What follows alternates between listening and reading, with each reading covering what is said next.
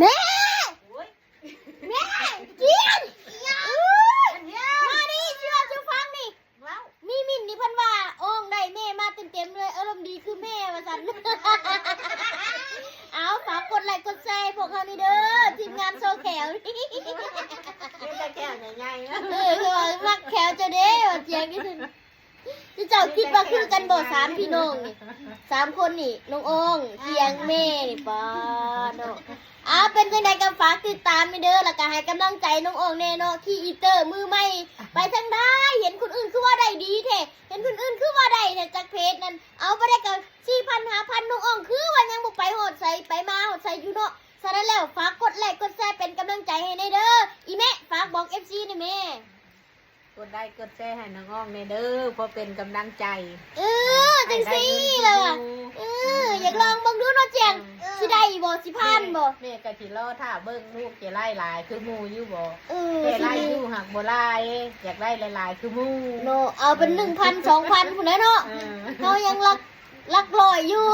เอาลักลอยก็ได้ก็ดีกว่าบ่ได้เนาะจังได๋ก็ขอบใจ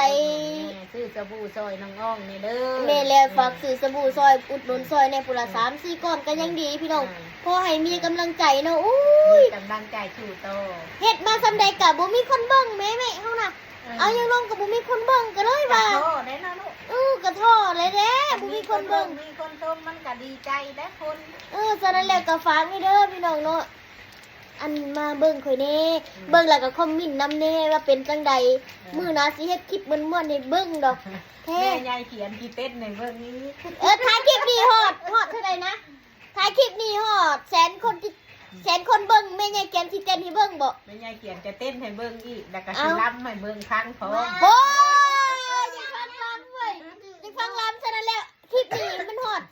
100,000เด้อ100,000เด้อ100,000คนเบิ่งหั่นนะกดแชร์ออกไปพี่น้องเพิ่นได้เป็น FC แม่ใหญ่เขียนฮู้จักเราอยู่บ่แน่พี่น้องจะหันมากดไลค์กดแชร์ให้แน่พี่น้องเอ้ยอ้ายไปทางไหนเบิดเด้อพี่น้องเอ้ยอ้ายมากดไลค์กดแชร์ให้แม่ใหญ่เขียนเด้อให้น้องอ้องในเด้อตั้งใจให้ตระกูลเจ้าอยู่ไสน่ะมาให้มันเบิดตระกูลข่อยก็คืออยู่วัดนะฮงเด้อกดไลค์กดแชร์ให้แน่คือนี่ก็ฝันเห็นเด้อฝันเห็นแม่ใหญ่ส้มนะกะแม่ใหญ่ดีเลยคืนนี้หันผ่านเห็น